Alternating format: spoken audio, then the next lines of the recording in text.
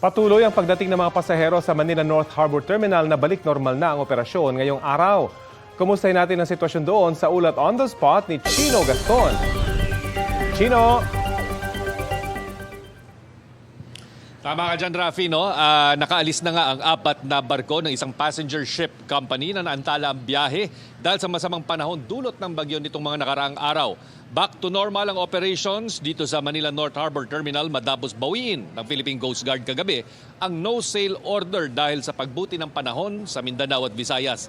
Ang higit 5,000 pasaherong hindi makaalis lula ng 4 na malalaking passenger ships nakaalis na rin kagabi. Sa ngayon, tuloy-tuloy ang pagdating ng mga pasaherong sasakay sa barkong biyaheng Iloilo at Bacolod na walang aberya. Sila po yung nakikita nyo sa aking likuran po ngayon kanina, di ba, Rafi?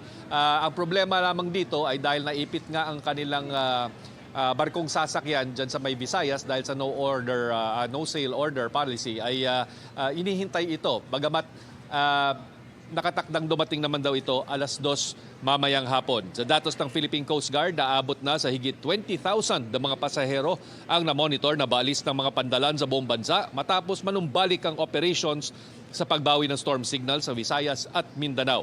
Nananatiling nasa heightened alert ang PCG at maging ang lahat ng mga tauhan nito sa mga pantalan hanggang January 3 kung saan inaasang marami ang pabalik ng Metro Manila mula sa bakasyon sa mga probinsya.